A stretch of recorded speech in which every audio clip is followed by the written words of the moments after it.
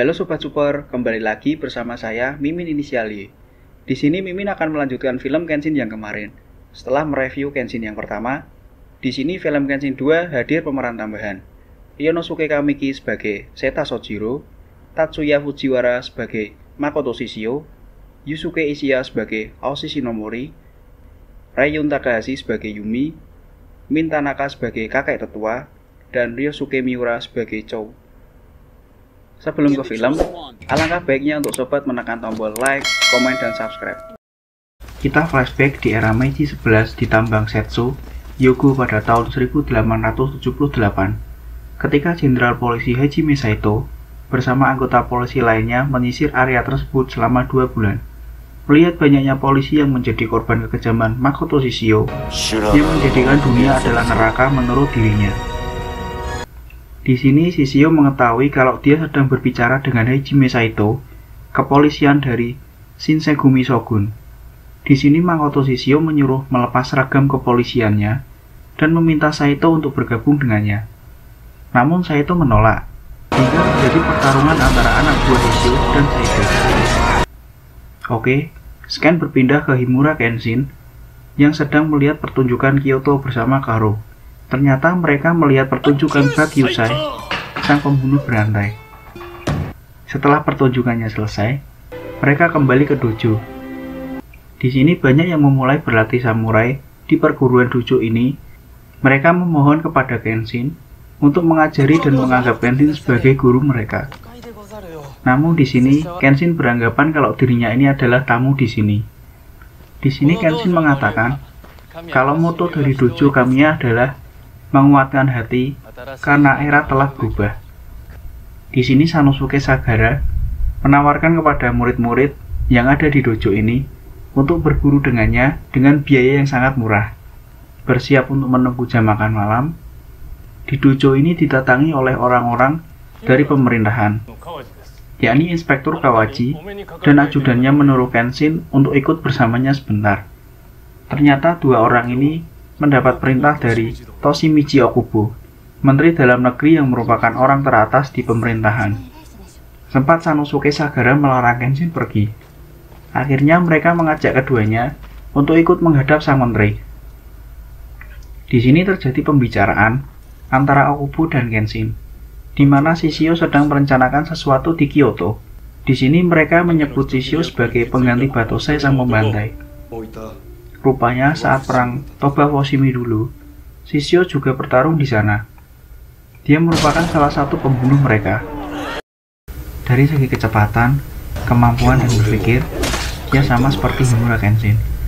Namun tidak seperti Kenshin, dia tidak peduli yang lemah ataupun bersamanya. Dia memiliki ambisi yang sangat kejam, ingin menguasai dan menginjak orang-orang.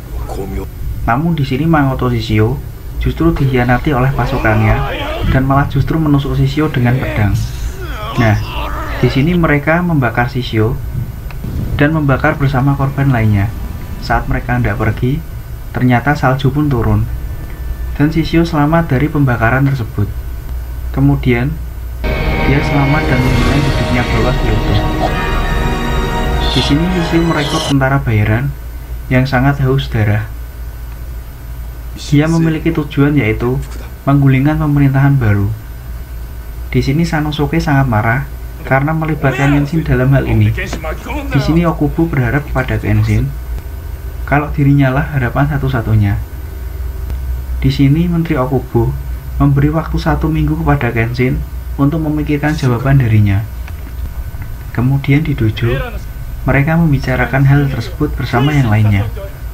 Di sini pemerintahan Jepang juga akan membebaskan tuntutan opium milik Megumi. Dan di sini pun Karo tidak mengizinkan Kenshin untuk pergi ke Kyoto. Keesokan harinya, ketika Scan berpindah ke Tokyo, di mana Tuan Okubo sedang berada di dalam kereta kuda. Di sini tangan kanan dari Shishio sudah mengawasi Okubo dan mengejarnya. Ketika sampai ke dalam kereta kuda Okubo, di sini ia mengetahui kalau Okubo akan mengirim Himura Batosai untuk melawannya. Tanpa disadari oleh sang kusir, tangan kanan Shishio ini membunuh Tuan Okubo di dalam kereta kuda tersebut. Melihat hal itu, Kenshin mendatangi tempat di mana jasad Okubo ditemukan. Dari belakang Kenshin, tangan kanan dari Shishio berbisik kepadanya, dan dia pun meninggalkan tempat tersebut.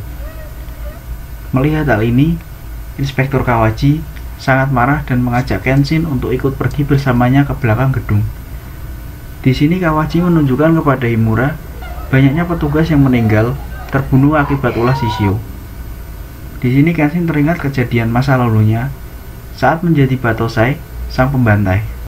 Di sini Jenderal Polisi Sato mengatakan kepadanya kalau ini adalah perang dan mengatakan untuk jumpa di Kyoto. Berita meninggalnya Menteri Dalam Negeri Jepang kala itu meluas sampai ke penjuru Jepang. Di sini Kenshin akan pergi ke Kyoto untuk menghentikan Makoto Shishio. Di sini Karo sebenarnya melarang Kenshin untuk pergi karena dikhawatirkan kalau Kenshin akan membunuh lagi dan menjadi seorang Batosai seperti dulu lagi. Tanpa pikir panjang, akhirnya Kenshin berpamitan kepada Karo dan pergi meninggalkan dojo. Mendengar hal tersebut, Sanosuke kesal kenapa Kenshin pergi sendirian, meninggalkan mereka. Saat kesal dengan keputusan Kenshin yang pergi sendirian, di sini Sanosuke bertemu dengan seseorang yang membawa samurai yang sedang mencari Himura Batosai. Di sini, justru Sanosuke menantang orang tersebut dan mengajaknya berkelahi. Megumi yang sedang mencari Sanosuke melihat pria yang sedang mengajar temannya tersebut. Sebelum mengakhiri pertarungan tersebut, Megumi berteriak dan pria tersebut menghampiri Megumi dan menanyakan di mana Himura Batosai. Kemudian dia pergi meninggalkan Megumi. Scan berpindah di Odawara, tepatnya di jalan Tokaido, di mana Himura sudah sampai tempat tersebut. Di sisi lain, tangan kanan Shishio melaporkan bahwa Batosai sudah melewati Odawara kepada Tuan Shishio. Di sini Shishio merencanakan sesuatu untuk menyambutnya. Ketika malam hari, Himura sampai di pinggir sungai untuk mengambil air. Tiba-tiba saja, pedangnya diambil oleh seseorang yang tidak ia kenal sebelumnya, dan melarikan diri dari tempat tersebut sambil membawa pedang. Merasa sudah aman dari Himura, tiba-tiba saja Himura sudah ada di depannya dan meminta pedangnya dikembalikan. Saat sedang kelelahan, tiba-tiba Kenshin datang dari belakang dan menyerobot pedang tersebut dari tangannya. Di sini terjadi perkelahian antara wanita tersebut dan Himura Kenshin karena permasalahan pedang. Setelah selesai berkelahi, mereka berdua dikejutkan dengan seorang anak yang merangkak dari salah satu rumah di situ. Anak itu meminta tolong kepada mereka berdua, dan dibawalah mereka kedua ke dalam sebuah semak-semak. Kakak dari anak ini berpesan kepada mereka untuk menyelamatkan desanya. Ternyata kakak dari bocah ini adalah seorang polisi. Kakak ini mengatakan kalau Shishio tahu dirinya. Tak lama berselang, kakak dari bocah ini meninggal dunia. Keesokan harinya, mereka melanjutkan perjalanan ke desa ini. Setibanya di desa, anak ini histeris saat melihat ayah dan ibunya sudah terbunuh dan tergantung di atas sebuah pohon. Tak lama berselang, datang gerombolan orang menuju ke arah mereka. Satu dari mereka menyerang Himura Batosai, namun mampu ditaklukannya. Di sini terjadi pertarungan sengit antara Himura dengan gerombolan dari Shishio ini. Satu persatu dari mereka dapat ditaklukkannya dengan sendirian. Setelah mengalahkan mereka, Himura menyuruh wanita dan anak ini untuk menguburkan kedua orang tuanya. Namun warga desa tersebut melarangnya, karena jika diturunkan dan dikuburkan, itu akan membuat Shishio murka. Himura pun tak memperdulikan dan menurunkan orang tua dari anak itu. Dari belakang, nampak seseorang sedang tepuk tangan dan kagum dengan apa yang dilakukan oleh Himura Kenshin saat menghabisi gerombolan dari orang-orang itu tadi. Dan orang tersebut mengajak Kenshin untuk menemui tuannya, yaitu Makoto Shishio. Di sini terjadi percakapan antara Himura Kenshin dan Makoto Shishio. Di sini Shishio mengatakan kalau dia akan membuat kuat negeri ini dan itulah keadilan yang akan dia bawa. Di sini Himura menjawab dengan lantang kalau dirinya menumpahkan darah bukan untuk keadilan. Dan di sini pula Himura menantang Shishio untuk menghunuskan pedangnya. Di sini Shishio menyuruh Sojiro untuk mewakilkan bermain dengannya. Sebelum pergi, Shishio mengatakan sampai bertemu di Kyoto dan kembali sebagai seorang pembunuh sejati. Saat tidak mau kabur, Sojiro menghalanginya. Dia ingin bermain bersama Himura atas perintah Tuan Shishio. Di sini terjadi pertarungan sengit antara Himura dan Sojiro. Pertarungan mereka ini hampir berimbang kalau kita lihat. Ini adalah pertarungan teknik di mana mereka sama-sama cepat, di mana yang satu suka membunuh dan yang satunya tidak. Akhirnya mereka mengeluarkan jurus pamungkas mereka, di mana pedang Himura Kenshin patah dihunus oleh pedang dari Sojiro. Sebelum Sojiro pergi, ia mengatakan, "Siapkan pedang barumu," saat mereka berdua bertemu di Kyoto, dan pertarungan ini dimenangkan oleh Sojiro, tangan kanan dari Makoto Shishio. Setelah meninggalkan tempat tersebut, Kenshin menghampiri warga desa yang sedang menyekap gerombolan suruhan dari Shishio tadi. Di sini Kenshin menghentikan anak kecil tadi saat akan menghabisi gerombolan tadi. Dia tidak ingin anak ini mengotori tangannya dengan perbuatannya tersebut. Di sisi lain, Shishio menyuruh Sojiro untuk memanggil 10 pendekar pedang. Nah, sekarang berpindah di dojo, Megumi mengatakan kepada Karo kalau dia tidak akan menyesal jika menunggu Himura Kenshin. Di sini Sagara Sanosuke yang masih babak belur memutuskan untuk pergi. Karena keras kepala, akhirnya dia tetap berangkat walau kondisinya sedang babak belur. Akhirnya, Sanosuke berangkat untuk menyusul Himura Kenshin. Keesokan harinya, Scan berpindah di mana Himura sampai di Kyoto, di mana wanita yang sempat bersamanya akhirnya bertemu kembali di Kyoto. Di sini, wanita ini menanyainya, apakah dia sudah punya tempat tinggal? Akhirnya, tanpa pikir panjang, wanita ini membawa Kenshin sambil berlari, sambil menunjukkan di mana tempat yang ia maksud. Dia mengenalkan dengan tetuanya di sana, dan mengatakan kalau dia adalah Himura Batosei yang dicari oleh Aoshi. Di sini sang tetua ini memperkenalkan dirinya.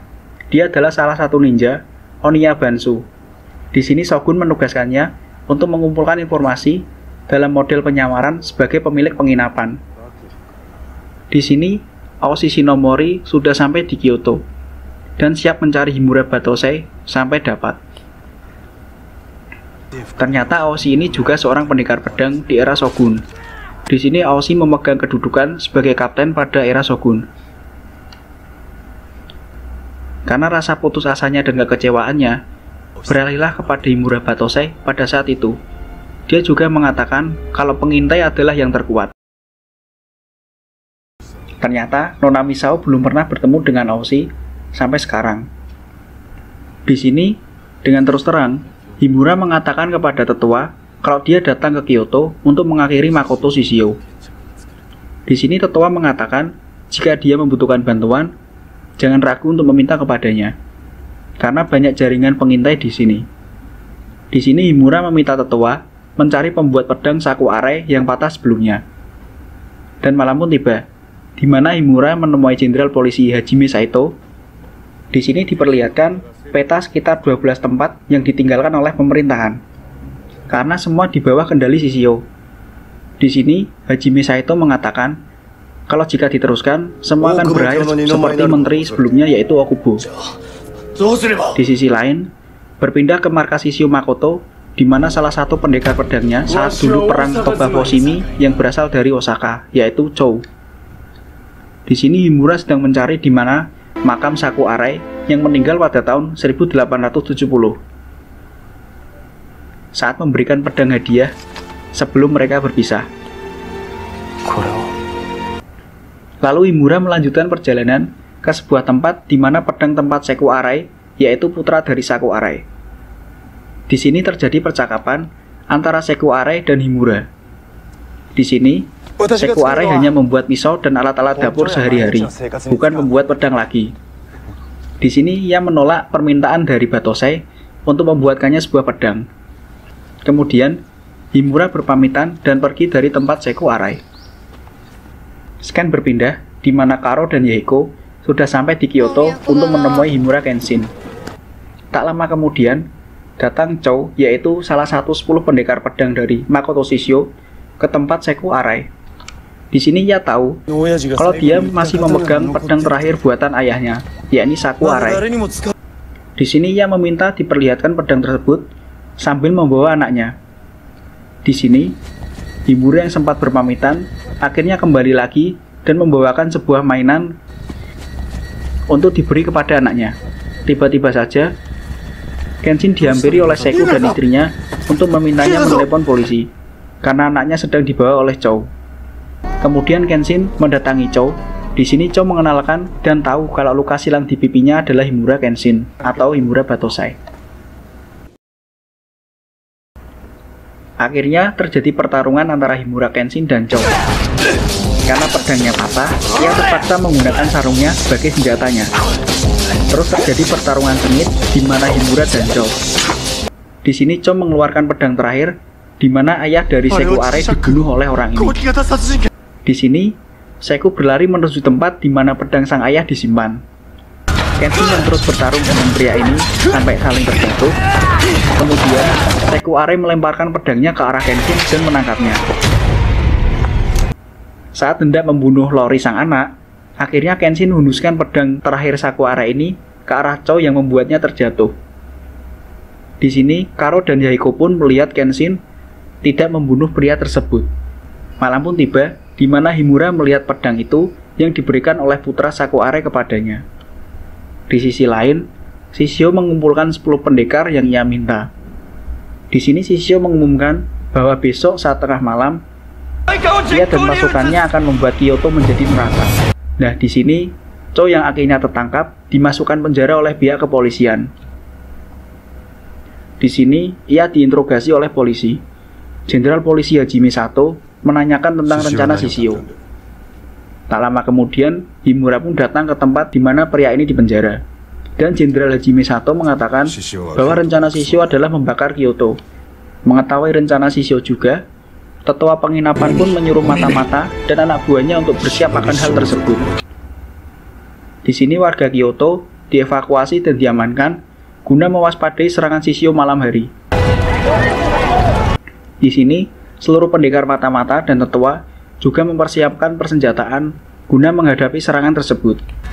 Dan malam pun tiba, di mana seluruh pendekar dan polisi berkumpul jadi satu untuk mengamankan Kyoto dan bersiap perang demi pasukan Makoto Shishio. Tak lama kemudian, pasukan Shishio datang sambil menyalakan api perang yang mereka nyalakan. Terjadilah pertempuran antara pihak kepolisian dan pasukan Shishio, termasuk Himura dan Jenderal Saito ikut menghabisi pasukan tersebut. Karo, Yahiko, dan pendekar mata pun ikut perang dalam hal ini. Kemudian, datanglah Sanosuke Sagara yang siap berperang dari perjalanan jauhnya menemui Himura Kenshin. Di sini tetua mengamankan penginapannya yang didatangi oleh kapten pendekar pengintai terdahulu yaitu Aoshi. Dan terjadilah perkelahian di sini antara Aoshi dan tetua. Kyoto yang terus berkobar api semakin malam semakin membara, di mana satu persatu pasukan Shishio tumbang dan makin berkurang. Di sini Himura melihat Shishio dan mengejarnya.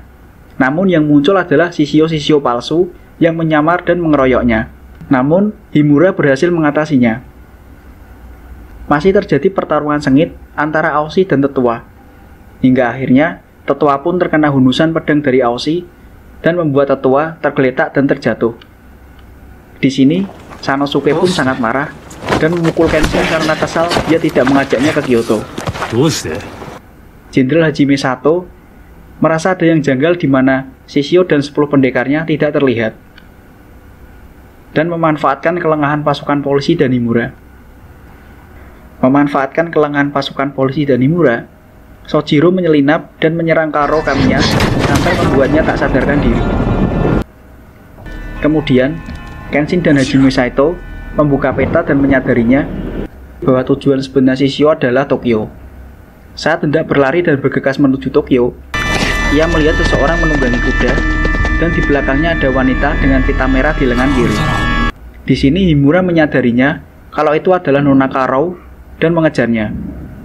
Hingga sampailah Kenshin di kapal pasukan Shishio.